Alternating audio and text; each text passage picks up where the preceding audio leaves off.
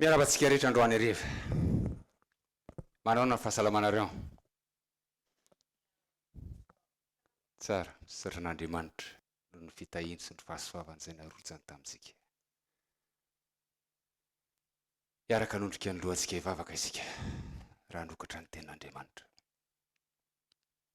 Andriamanitra ranay tsara indrindra eny an-danitra ao. Raha tonga eto anatrehanao izay amin'ity hariva ity dia mangataka aminao mba ampanginanao ny feo hafa rehetra. Ka tsy andre afa-tsy ny feonao izahay. Dia ny feonao izay mitondra hafam-pitiavana aminay tsirairay avy tahaka nefa ny velona ampilarinay. Renay ho malariva. Mitenena aminay indray amin'ity hariva ity Andriamanitra. Ary mandritra nyity herinandro ity. Ary mandritra ny herinandro manaraka. Mandrapatapitra ny fotoana izay rahana eto. Ary aoka higoka ny hatsaranao izahay. Amin'ny anaran'i Jesosy no angatahana izany vavaka izany. Amen. Lazaiko aminao marina anio. Anio aho no milaza aminao marina. Fa eo Amiko any paradisa ianao.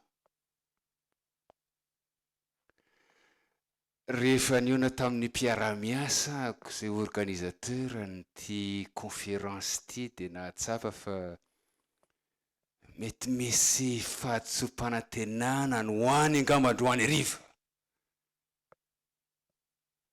Satria tsy hiresaka paradisa isika, fa ny tena marina dia hiresaka ny mifanohitra amin'ny paradisa alohan'ny hatongavana ny amin'ny paradisa. Ahoana ny ilazako an'izany? Averina tsairanareo le hira raha tsy diso andravoangy fivavahana angamba ny manao hira io. Lavitra akaiky ny any aminao raha eo vavahady midana makeo an-tanàna mitazako eto. Ny lalana nefa dia etiety. Sindrisisa. Dia mitohy le hira. Faly, ravo, mitsopoamisara. Ny olom-bavonjy. Manainga ny foko izay feno toloko. Hiara-mifaly ao an-trano ndray. Iredareda ny fandriko. Ka te hitrotra mba hoany aminao. Izay ny fiveran'ny olona ny paradisa riavo. Ary ny akamaroany kristianina, na kristianina evangelika, na kristianina hafa, ny akamaroany dia mieritreritra fa rehefa maty ny olona anankiray dia makaiza izy? Makany amin'ny paradisa izy. Lazaiko aminao marina dia marina anio. Fa eo Amiko any paradisa ianao. Fa alohan'ny hahatongavanao any paradisa, inona ny zavatra hitranga. Dia tsara hitantara Saoly. Ao amin'ny Samoelina voalohany, toko 7:20, ny toko 2 maty Samoelina mpaminany. Ary i Saoly mpanjaka dia efa nilavin'Andriamanitra noho ny tsy fankatoavany. Nisy fotoana anankiray izay nahatongavan'ny Filistina fahavalony hanafika ny Israely. Ary dia tery Saoly, nentiny tahotra, ka nitady ny fomba rehetra iresahana amin'Andriamanitra ahafantarany ny sitrapon'Andriamanitra. Andresy na horesy. Fandriana moa dia andresy mandrakariva amin'ny ady riavana malalaisany. Kanefa voalazany tenin'Andriamanitra fa na tamin'ny nofy, na tamin'ny orima sy tomima dia tsy namaly any Saoly Andriamanitra. Tapidalakale tondrosokona hanany banto ny voalazany taony malagasy. Ary dia nanontany ireo mpanolo-tsaina manao inona ny tokony atao. Ary tonga ny hevitra fa mila makany ampiantso avelo tany Endora, Saoly mpanjakan'i Israely. Zaho nisy marina nefa dia zao. Efa norohan'ny Saoly avokoa ny mpiantso avelo sy ireo izay mpanatanteraka ny zavatra tahaka an'izany satria voarara ny lalàn'Andriamanitra ny fankanesana any amin'ny Israely. Koa dia tapa-kevitra Saoly rehefa nandre fa misy vehivavy anankiray any Andro3. izay mpiantso avelo dia nanova endrika izy ary niaraka tamin'ireo lehibe mpitarika izay atao anatin'ny fitokisany. Ary rehefa tonga tany izy dia nilaza tamin'ny ramatoa manao hoe moa azonao atao ve ny manampy ahy? Azoko atao ny manampy anao.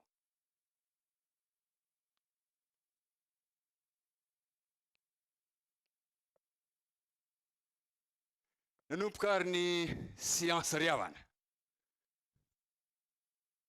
Niantso ny avelo ramatoa.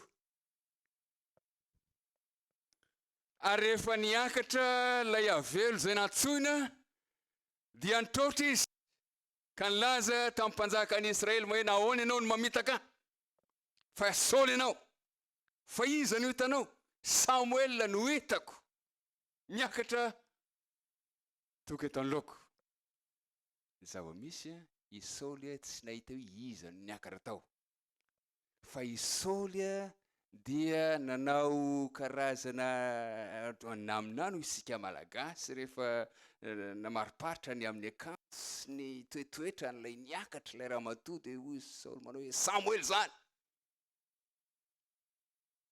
Ary voalaza ny andalan-teny ry havana fa io Samuel io izay ataontsika amin'ny faraingo tahaka an'izao dia niresaka tamin'ny Saoly ka nilaza taminy manao hoe fa maninona no tabatabainao tahaka an'izao, ampiakarinao tahaka an'izao. Tiriako, mila ny fanampianao ako. Samuel manao hoe tezitra aminao Andriamanitra, efa niala taminao Andriamanitra.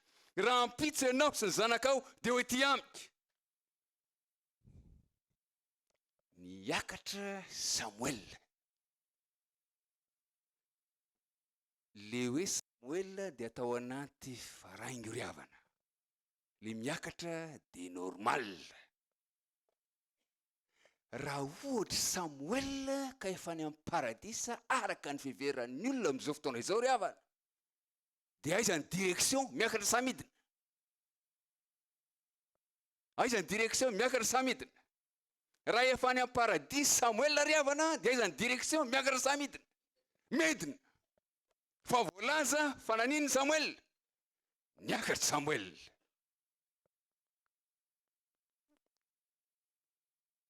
Ilay episode faharoa izay tiako hitondrana ny sainareo. Fomba ity resaka ity dia ilay hita amin'ny Luka 7:20 ka ny 2:20 ka hatramin'ny 3:20. Io le jolahy teo amin'ny hazo fijaliana io. Ary efa nombona teo amin'ny hazo fijaliana Jesosy ilay jolahy anankiray dia nilaza manao raha zanak'Andriamanitra marina ianao. Na vita fahagagana ary mahay ny zavatra rehetra dia aoka hidina hiala amin'ity hazo fijaliana ity sika reto. Dia olona anankiray teo amin'ny ilany. Ianao ve tsy matahotra an'Andriamanitra? Fa isika amin'ny rahalahy hitiny, rariny, raha ohatra ka ombony antsika. Fa io olona io dia tsy nanao na inona na inona, tsy meloko izy. Dia olona jolahy tamin'i Jesosy manao hoe raha tonga any amin'ny fanjakanao ianao dia hoanao izy? Tsarovy aho. Jereo tsara ilay tenin'ilay jolahy ry havana. Ilay jolahy tsy niteny manao hoe rehefa maty atsika dia hihaona any ambany any na hihaona any ambony any. Fa ilay jolahy dia nanao hoe rehefa tonga amin'ny fanjakanao ianao. Ilay jolahy nge zany mahay teolojia be. Rehefa tonga any amin'ny fanjakanao ianao dia tsarovy aho izy. Izao navalin'i Jesosy azy. Lazako aminao, marina tokoa anio. Anio aho no milaza aminao. Inona lazako marina aminao anio? Hihaona amiko any paradisa ianao. Izany hoe le paradisa zany dia mbola andrasana. Aorinao, fa androany no milaza aminao fa hihaona amiko any paradisa ianao. Raha tany paradisa tokoa moa Jesosy tamin'io andro io. Daorina ny nahafatesany zany. Dia nahoana izy no nilaza tamin'ny Maria rehefa nitsangana tamin'ny maty Maria Magdalena io. Amin'izany no toko 20 no ahitanareo an'izany teny zany. rehefa nitsangana tamin'ny maty Jesosy io alahady maraina be io ka tonga tao amin'ny fasany Maria dia tsy nahafantatra an' Jesosy aloha izy voalohany indrindra. Fa rehefa natsampy izy fa Jesosy hay ty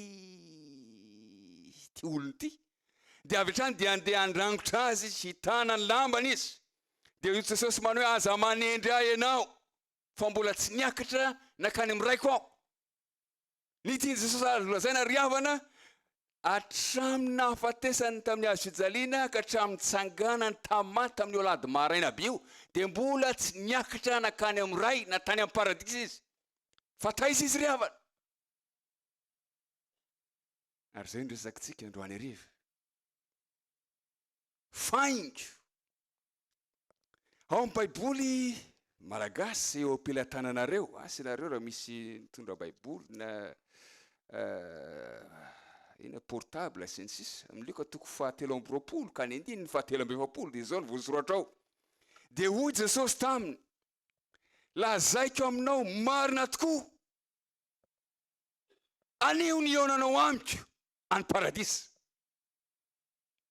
Ary hitantsika fa araka ny tantara ny andala-tenin'ny baiboly tamin'ny voalohany tamin'ny fotoana izay nanoratany Lioka azy dia tsy nisy faingo na ny tena marina raha dia tsy nisy fizaranteny ry havana, fa dia nitambatra avokoa izy rehetra saingy tsy problema ho an'ny olona tamin'ny taonjato voalohany zany, fa problema raha izany ny mbola ampiasaintsika amin'izao fotoana izao. Ny antsika dia efa misaratsaraka ny teny ary efa misy ireny faingo sy ireny tepoka sy ny sisasisa ireny.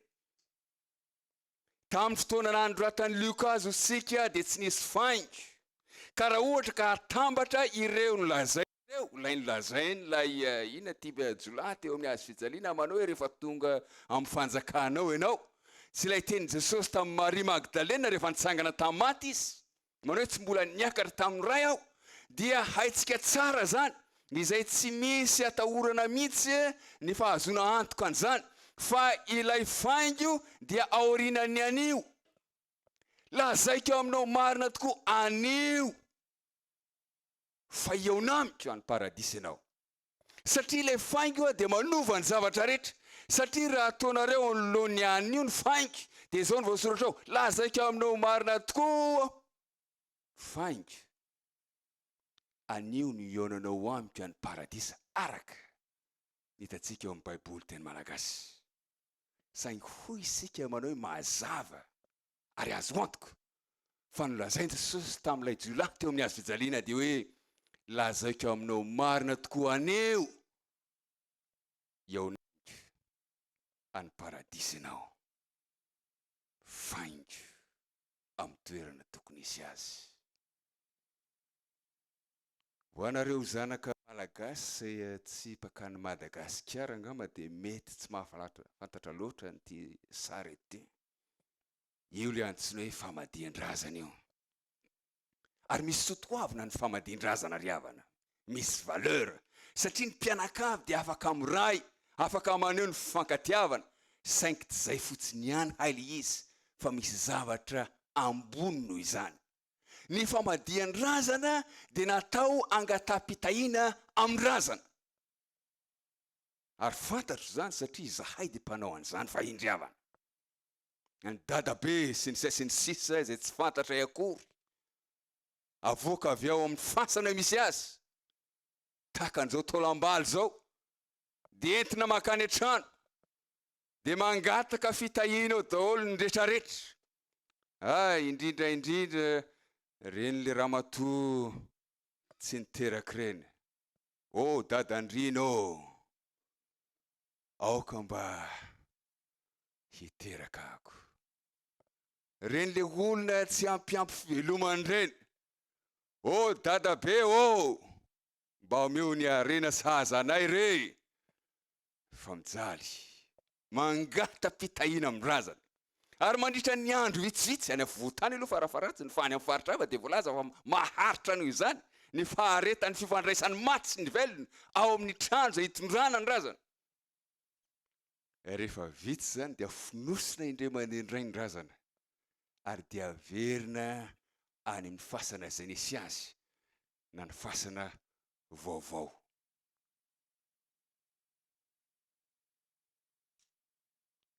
Fangataham-pitahiana amin'ny razana. Ny fantaniana petraka dia zao, makaizany maty. Makaizany maty. Ary misy fanantenana hoe ho an'ny maty. Inona zavatra mitranga rehefa maty ny olona?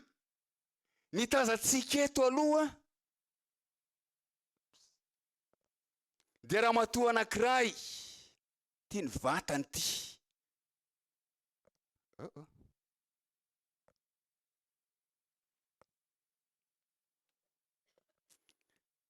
Dia ny fanahany, ary miakanjo fotsy izy, miainga avy aminy, miala amin'ilay vatana. Atsotsika hoe vatana tratran'ny fahafatesany zany io. Ny Grika moa dia nanana filozofia, ilay antsoinareo filozofia dualiste riavana, izay milaza manao hoe ny vatana dia enveloppe, valopy fotsiny ihany izay mitahiry ny fanahy. Okay? Ny zavatra materiel dia mety maty, fa ny fanahy dia maharitra mandrakizay, tsy mety maty.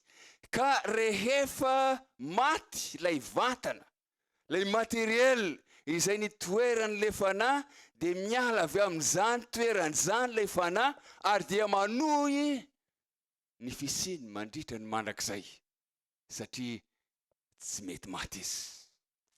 Ary izay fomba fijerina filozofia Grika izay dia niditra tao amin'ny sain'ny kristiana riavana,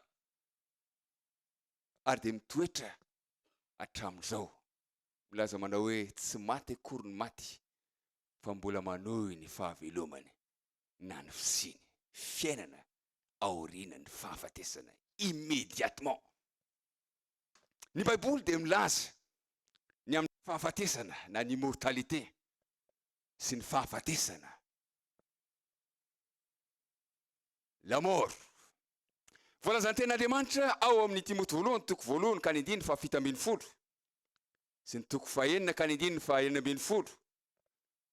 Paul dia milaza manao hoe Andriamanitra reriany ny mananina hozy izy? Ny tsy fahafatesana, immortalité. Andriamanitra rery no immortel, fa ny olombelona dia mety maty. Raha mandinika Baiboly tsika hatramin'ny voalohany, dia mampafantatra ny Baiboly fa ny olona dia antsoina hoe fanahy velona. Fanahy velona. Amin'ny teny fototra nefeshaya, amin'ny teny Grika izy dia antsoina hoe psykenjosan, psychologie sy ny karazany. Ao amin'ny Genesis 2:2-7 no ahitantsika izany. No fon'ny fofinaina mahavelona ny vavorony dia tonga olombelona izy.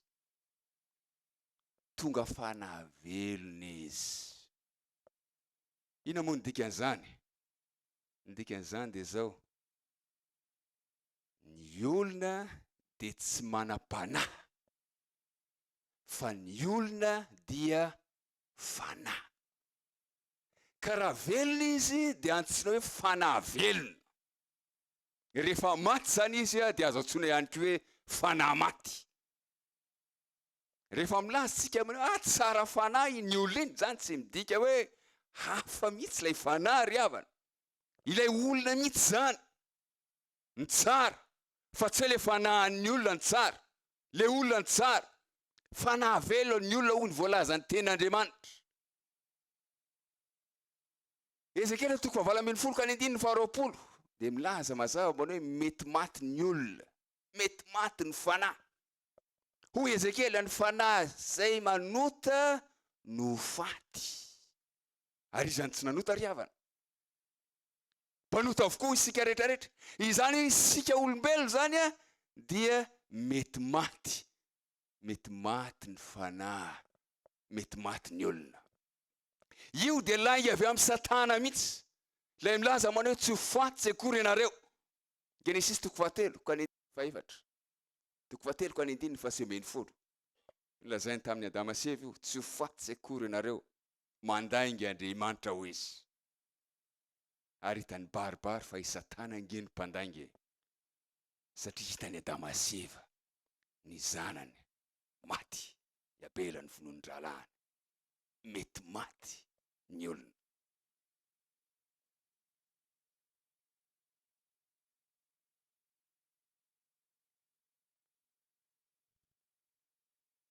Amin'ny Romana toko fahenina ka ny 9:17 dia voalazany Paoly fa ny fahafatesana raha kanitatsika eto no tambiny ota.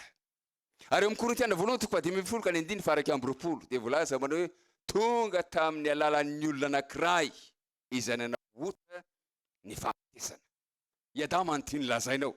Ary isika rehetra dia taranak'i Adama, ka rehefa nanoty zany Adama dia lasa taranaka ota isika. Ary dia hiara-ny fahafatesana isika. Saingy zao, na dia mety maty arsika, dia misy fanantenana ho an'ny olona. Romana toko fahenina ka ny 9:17 ny apôstôly Paoly dia nilazany zany. Manao hoe fahafatesana ny tambiny ota. Fa fiainana mandrakizay ho izy. Fiainana mandrakizay natao an'ny olona noho ny fahasoavana zay omeny Jesosy Kristy azy ireo. Amin'ny Jaona toko 5 ka ny 9:20 ka hatramin'ny 7:20 dia manamafy an'izany Kristy. Ary eo amin'ny 1:10 ka ny 5:20 dia io Kristy manao izao ny fananganana maty sy fiainana. Ka zay mino na dia maty aza dia mbola ho velona indray. Fanantenana ho an'ny olona izay mety maty noho ny fahasoavana avy amin'ny Kristy. Fananganana amin'ny maty. Amin'ny Korintiana voalohany toko 10:10 ka ny 9:50 ka hatramin'ny 9:4 dia manambara ny apôstôly Paoly hoy izy hoe ino zava-miafina no ambarako aminareo. Tsy hodimandry avokoa isika rehetra, fa vetivety toy ny indray mpimaso izy. Rehefa maneno ny tropetra farany dia hovana isika rehetra. Fa ho tsofina ny tropetra ary ny maty atsangana tsy ho lo intsony ary isika dia hovana.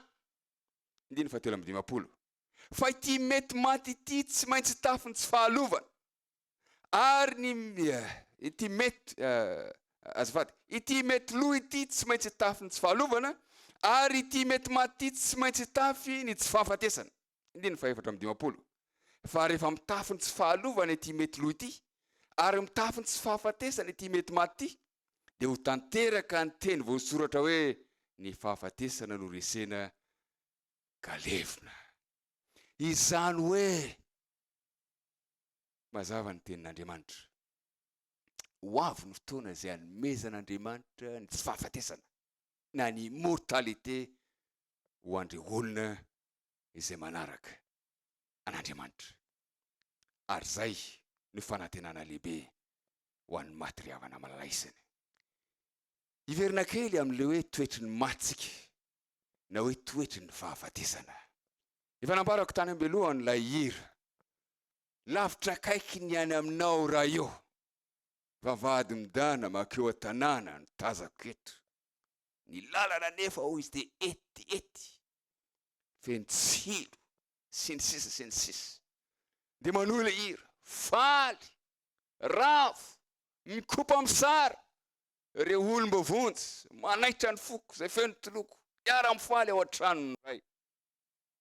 Ny tian'ilay hira ho lazaina dia zao, alohan'ny nahatongavako any amin'izany paradisa na lanitra zany, dia efa any ny olom-bavonjy, ary rehefa ho avy ako dia ho faly izy ireo handray aka na hoe tonga soa re, tonga soa.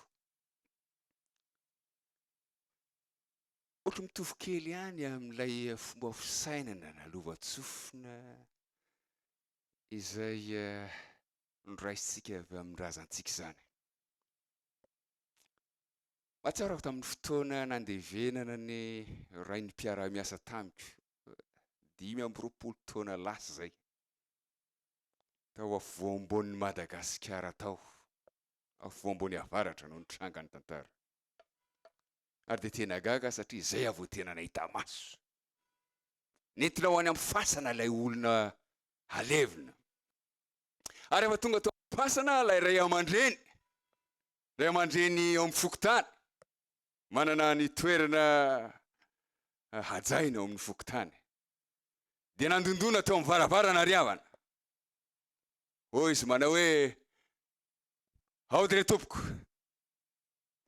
tonga eto zahay hitondra andranona, ary dia nilazainy teo ny anarany. Koa dia mangata-dalana aminareo mba handray azy ary hanome fahafampo azy ka dia hatamana azy hiaraka aminareo, fa tsy hanelingelina ivelona tsony, indrindraindrindra raha misy tsy fanarahana na sinsisa amina ivelona any. Fa dia aoka re mba ho afaka mamono varavarana zay dia ho afaka miditra dia hanatitra azy ato aminareo dia rehefa vita ny fanaterana azy ato aminareo dia andeha hiverina zay. Rehefa vita ny fametrahana ny razana tao amin'ny fasana riavana dia nivoaka izay olona niditra tao ary dia nakatona ny varavarana dia ondray aman-dreny be dia vita somatsara moa zany ny fandevenana sy ny fametrahana ny razana tao aminareo, ka dia misaotra anareo noho ny alalana izay nomenareo anay ary noho ny tsodranonareo, koa dia andeha zahay ka engane ho lasan'izay ny ratsy rehetra. Ny masoko ny nahita riavana malalaisany.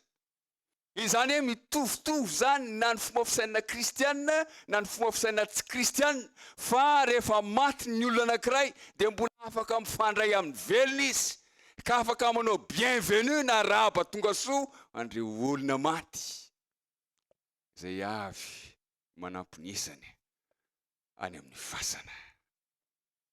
Manahoana ny toetrany maty ho ny fanontaniana izay napetratsika. Voalazany tenin'Andriamanitra ao Mpanjaka faharoa, Mpanjaka voalohany fa toko faharoa ka ny 10 fa matory ny olona maty.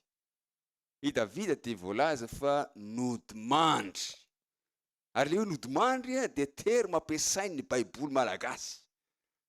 Nodimandry, lasa natory Davida ny voalaza ao. Ary Davida ao amin'ny Salamo toko 110 ka ny 7 dia manamafy an'izany.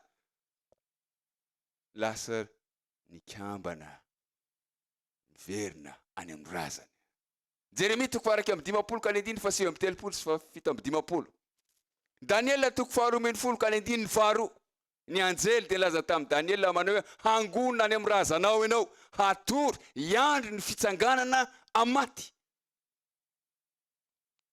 Ilay zanaka vavy ny Jairosy ao Matthieu toko 7 ka ny 10 fa 4 miverina ao Matthieu toko Marka toko 10 ka ny 10 sy 7. Ary gaga ny olona nandre an'izany filazany Jesosy zany, satria Jesosy dia nilaza hoe tsy maty raha zazavavy, fa manina hozy izy matory izy. Ary zay olona matory zany riavana dia manana fahazona antoka fa tsy maintsy anina, tsy maintsy hifohy indray rehefa lasa ny torimaso. Voalaza amin'ny toriteny toko 7 ka ny 5 sy 9 ary ny 10. Fa inconscient, tsy mahalala na inona na inona ny maty, tsy mahalala na inona na inona ny maty, tsy afaka mitany maty, tsy afaka miaro, tsy afaka mamaly fatsy ny sisa. Voalaza ny tenin'Andriamanitra rehefa maty izy dia amin'izay indrindra no afohanany fikasany rehetra. Zay dia nitezana tany ambanivohitra tany. Ary manana zokovavy anankiroa ako. Ary ilay zokony amin'ilay zokovavy dia entiny fo matetika rehefa miady amin'ilay zandriny vavy. Dia izy manao hoe rehefa maty ako, kendakendaiko, ndriko kendakendaiko.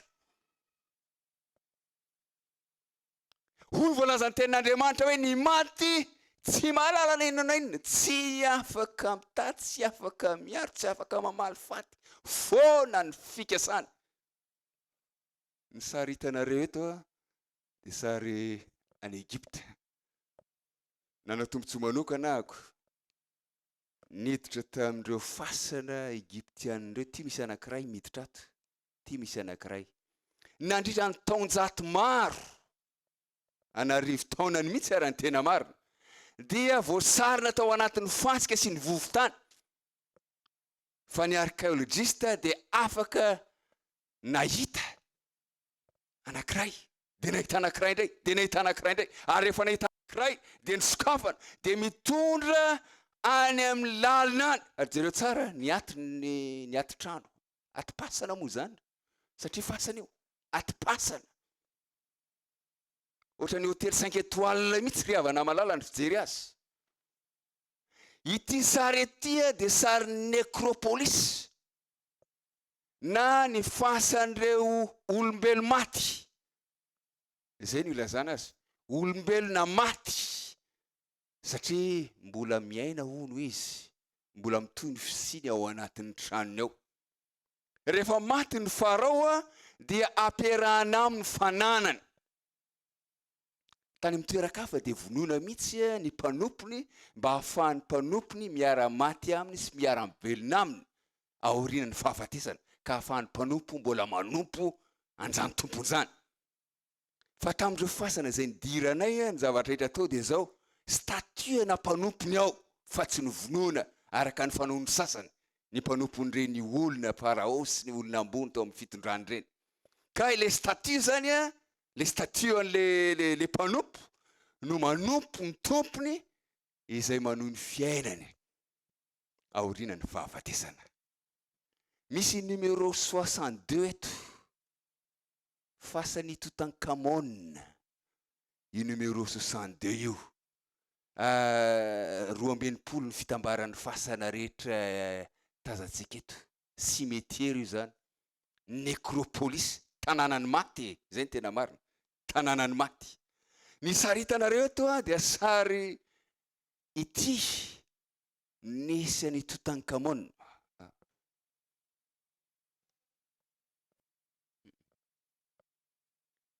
Ity misy karazana vatapataka an'izao zany namboarin'rareo, dia nosaromana anti-masque nakasika ity izy avy eo. Fa ny tao anatiny tao rehefa nisokafana dia io izy io, io ny lohan'ny Toutankhamon ry havana, momie io. Ary hita ao amin'izy eo any Egypte ny momie ny amin'izao fotoana izao. Ity eto ankavanany ity dia reconstruction hoe ohatra ahoana re zany endriky Toutankhamon zany talohany nahafatesana. Ary hitantsika fa tena mbola eritreeriny tokoa, eo amin'ny 20 taona 20 taona eo, ary mahafatifaty tanteraka ilay tovolahy faraony Egypte io. Teraka tamin'ny taona 570 Toutankhamon, ary tsy nahatrela ny fiainany fa vita 20 talohan'i Jesosy Kristy dia efa maty. Rehefa nidirana ny fasan'ny Toutankhamon sy ny fasan'ireo faraony Egypte sy ireo olona ambonin'ny Egyptiana ry havana, ny zavatra hitan'ny archéologiste voalohany indrindra dia efa tafiditra tao am-pasana ny mpangalatra, ary nangalary ny mpangalatra ny harena sarobidy ny farao sy ny olona ambony Egypte ry havana. Ary ny farao sy ny olona ambony izay noverina fa mitohy ny fiainany aorian'ny fahafatesana dia tsy afaka nilaza hoe fa maninona no angalarinao ny fananako.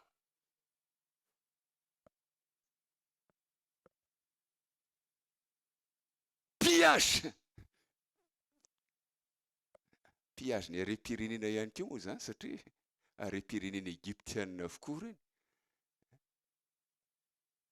Tsy afaka niaro ny fananany farao ry havana, satria maty tsy mahalala na inona na inona. Ny direction ny fahafatesana dia midina fa tsy miakatra araka ny voalaza ny ten'Andriamanitra. Salamo 110 ka ny 9 ny fahavita 10. Midina makany amin'ny Seola hoy izy, makany amin'ny fiaina tsy hita hoy ny voalaza ny baiboly teny malagasy. Ary tena voadika arabaky teny misy izy, fiainana tsy hita, tsy hita. Ejana be le fandikan'ny baiboly teny malagasy azy, tena malaza azy mihitsy, any amin'ny fiaina tsy hita. Ny baiboly dia milaza manao hoe tsy miakatra ny maty fa maninona? Midina ry havana. Salamo 5:10 ka ny 9 fa 7:10. Rovakitsika itoko sy andinina eo. Salamo 5:10. ka ny andiny ny fahafito ambin'ny folo azafady fito ambin'ny folo ny maty tsy mba hiderany Jehova na izay midina any amin'ny mangingina ety mbola very ndray midina any amin'ny mangingina ozy izy fanambarantsika teo zay fa ny maty tsy midera any Jehova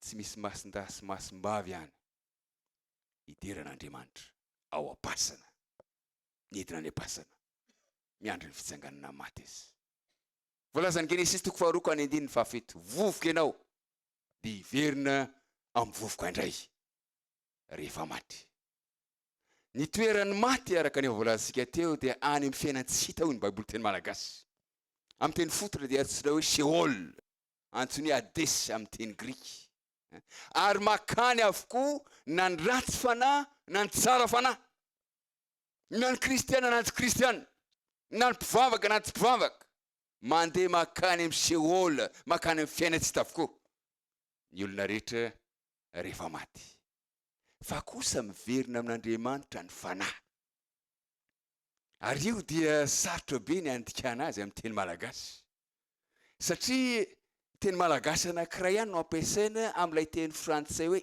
esprit sy ny teny frantsay hoe âme ny teny ampiasaina amin'ity hoe fanahy resahana ity mpitory teny toko faharoa ambin'ny folo ka ny andininy fahafito sy ny Loka toko fahatelo amby roapolo ka ny andininy fahenina amby efapolo sasy manao hoe omeko anao averika aminao ny fanahiko ny teny ampiasainao de roi pneuma ny dikany de hoe rivotra iny zany le fofonaina izay nomen'Andriamanitra ny olona mba havelona azy ary mbola atantsika hatramin'izao tsy misy identité ary tsy afaka mivelona manokana rehefa miala amin'ny vatana rivo-piainana iny rivo-pahavelomana iny ary iny no miverina amin'Andriamanitra miverina amin'Andriamanitra saingy tsy misy identité ho tsika lay pneu de tena pneuma takany pneu amin'ny tomobile mihitsy ange zany ino anaty pneu ry havana ino anaty pneu ry havana rivotra ary izy fandarana tao amin'ny radio Madagasikara tamin'izany fotoana zany rivotra rivotra rivotra asa nareo zokonjokony raha mahatsiaro an'izany aloha ma io ilay fanahy ilay rivo-pianana ao amintsika ry havana dia rivotra tahaka ny rivotra ao anaty pneu tomobile ampio ny rivotra rehefa apla iny lay ino mivoaka ry havana rivotra de hitanao mihitsy lay rivotra mitsoka tsy misy identité tsy fanahy araka ny fiverantsika azy iny tsy ameny fa esprit na pneuma manaraka an'izany ny Baiboly de mandrara ny firesahana amin'inony amin'ny maty amin'ny Levitikos toko faha 8 ka ny andininy faraka amin'ny telopolo indrindra ny Deutéronomie toko faha 8 ka ny andininy fahafolo ka hatramin'ny 1 mandrara ny firesahana maty ny fiantsoana velo ny fangataham-pitahina amin'ny razana ny dada rabe ny mpanandro ny mpiatso velo raha rano ny Baiboly zany ry havana amin'ny lalaisany satria fantatr'Andriamanitra fa maty ny maty amin'ny tahany Satana ny zavatra atao tahaka an'ireny mampitandrina ny Baiboly point fahafolo fa azo Satana tao ny manova ny endriny amin'ny tahan'ny olona ina ny toko sy andininy Korintianina faharoa toko faraka ambin'ny folo ka ny andininy fahaefatra ambin'ny folo sy ny andininy fahadimy ambin'ny folo ao anao hoe Paoly ary tsy mahagaga zany fa Satana aza mampiova ny endriny tahaka an'ina ozy izy anjeliny mazava ka de tsy zavatra lehibe tsy akory raha ny mpanompony koa no mampiova ny endriny tahaka ny mpanompony fahamarinana nefa ny farany ho araka ny asany ihany inona ny tianytenin'Andriamanitra ho lazaina azony Satana atao ny mandray ny endriky Samuel manova ny endriny ho Samuel ka afaka mamitaka an'ilay ramatoa izay mpiantso avelo tany Andro3 ary afaka mamitaka any ary tahaka an'izany keo amin'izao fotoana izao azony Satana sy ny anjeliny atao ny mandray ny feon'ny olona anankiray ny mandray ny endriky ny olona anankiray ka ilaza manao izahako ty. Araraka ny voalazandreo mpanatanteraka an'izany fomban-drazana izany.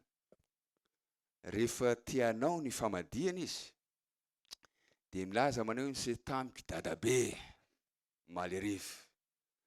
Anylaza manao hoe mangatsiaka araka izy. Ka dia mba tafio lambako. Dia voaray ny fanapa-kevitra entinao amin'ny anabavy sy ny zanadra lahy sy ny zanadra vavy sy ny dadatoa sy ny nenitotra rehetra hoe andao fonosandamba ataony famadihana ho an'ny dadabe.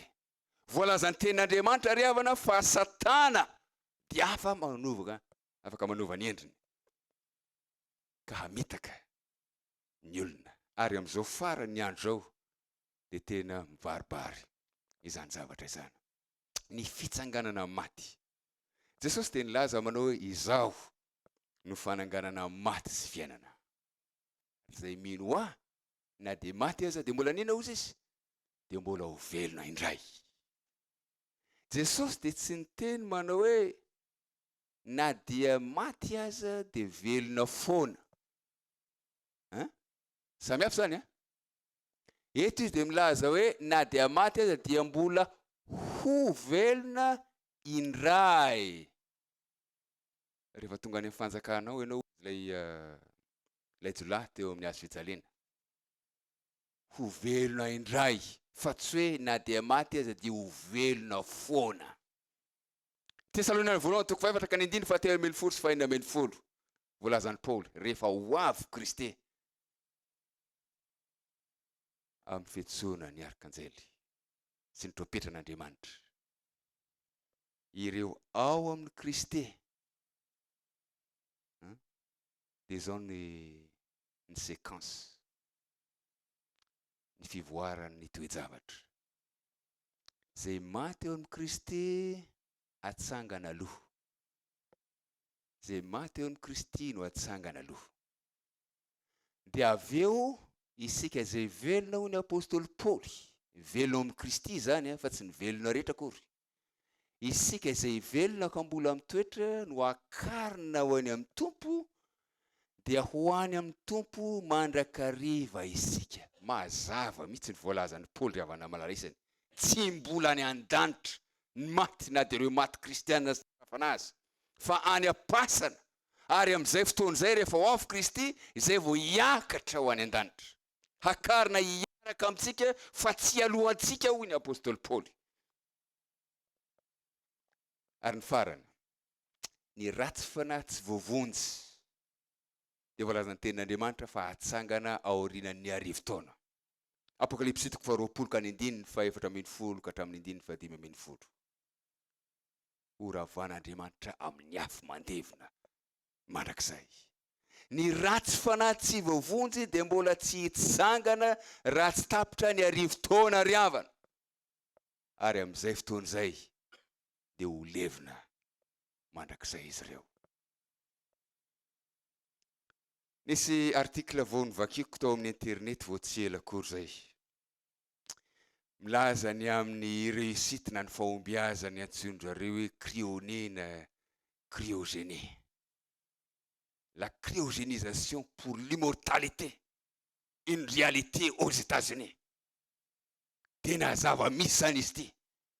Raha ohatra ka tena tanteraka an'izany ianareo dia manasa anareo ako hanomana 80,000 euros hatramin'ny 150,000 euros mba hitehirizana ny vatanareo rehefa maty ianareo. Ary lazain'jareo fa afaka mitahiry information antoizy, ka rehefa tonga ny fotoana dia ho afaka mamerina an'izany information zany. Dia ho velona tahaka ny Davidson ihany zany, Davidson zay efa maty firy taona lasa zay. Misy rangahy anankiray antsoina hoe Ted Williams, izay mpanao baolina baskety amerikanina, teraka tamin'ny 7,700 tany San Diego. Ary dia maty tamin'ny taona 2010, zany hoe 15 taona lasa ny tany Floride. Fa talohany nahafatesany Williams dia hoy izy tamin'ireo ray aman-dreny sy ny havany rehetrarehetra manao hoe aoka ho cryogéniseko mba ho afaka mitsangana indray andro any. Ary dia Ted Williams ihany no hitsangana eo. 5 taona lasa hatramin'izao aloha zany dia mbola tsy nitsangany Ted Williams ry havana malalaisany. Miandry ny fianakaviany. Aiza ihany ry scientiste ô.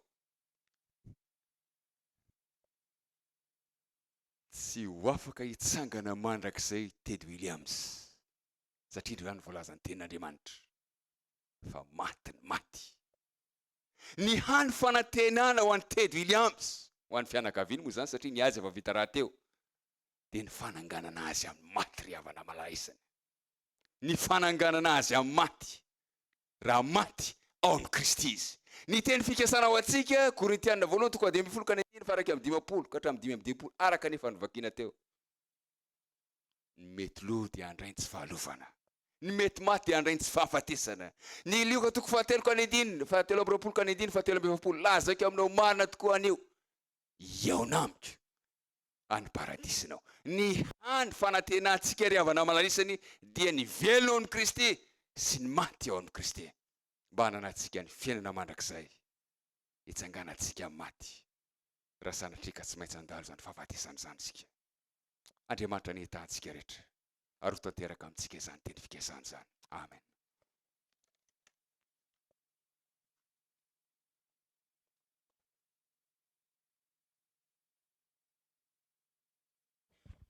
Mangataka amin'ny popo zany mba hirosy ety aloha hanolotra ny hira izay efa nomanina.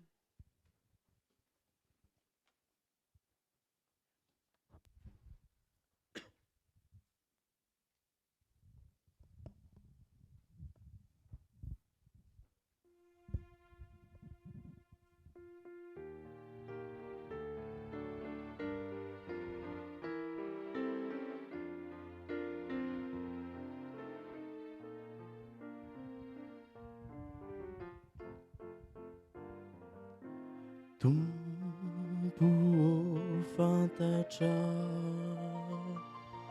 malemy tokoa zao izao, no famandrafatsy anjely tsy mendrika anao velively. Tompo fantatra ny ho tao anatiko ao, loto mameno ny foko, ny faleme ny finoko.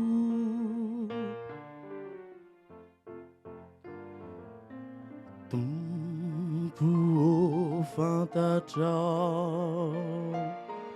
malemy tokoa zao izao,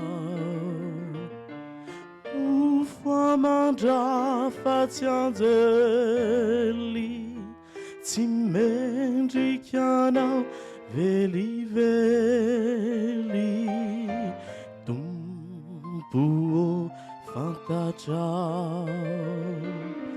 ny ho tao anatiko ao,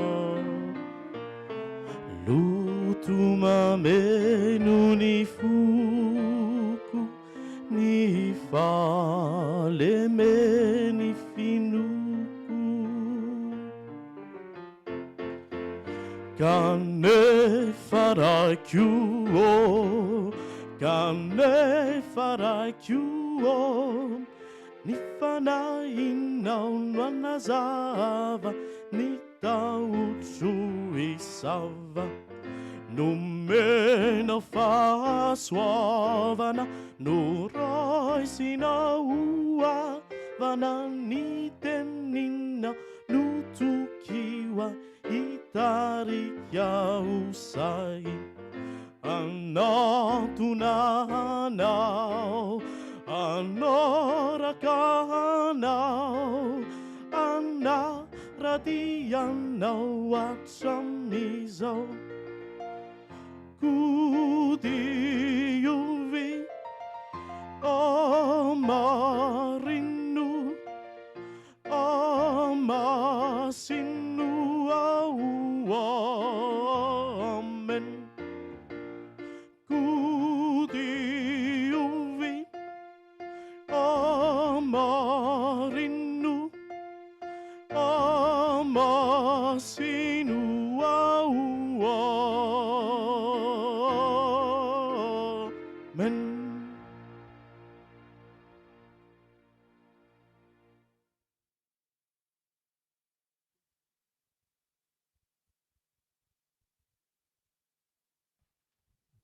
Andriamanitra rainay eo misotranao izay noho ny teninao izay norenesinay indray tamin'ity hariva ity.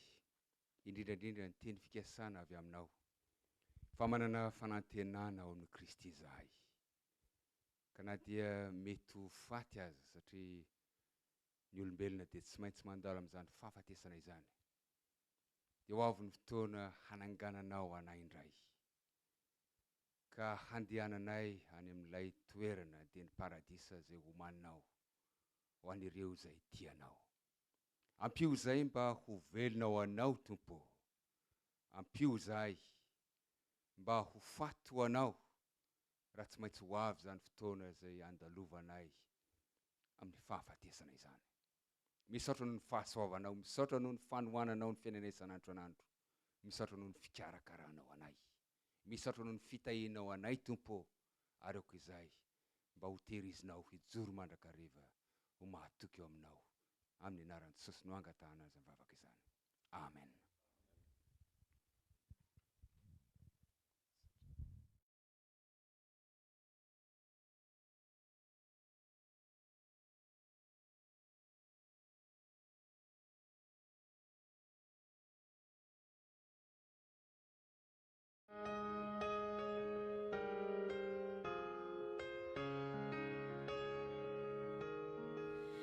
When the sun starts to rise and I open my eyes, you are good, so good. In the heat of the day, with each stone that I lay, you are good, so good. With every breath I take in, I'll tell you I'm grateful again. When the moon rises high before each kiss goodnight, you are good. When the road starts to turn around each bend, I've learned you are good, so good. And when somebody's hand holds me up, helps me stand, you are so good. With every breath I take in, I'll tell you I'm grateful again. 'Cause it's more than enough just to know I am loved and you are good. So how can I thank you? What can I bring? What can a poor man lay at the feet of the King? So I'll sing you a love song.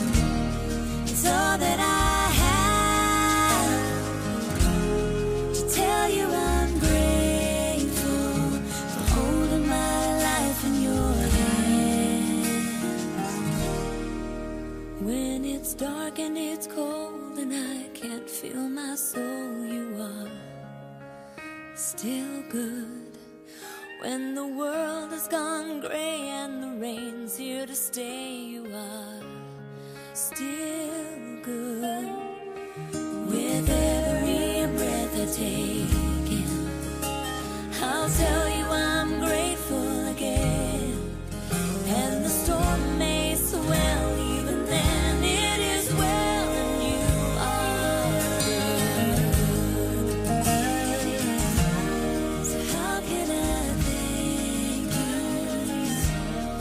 What can I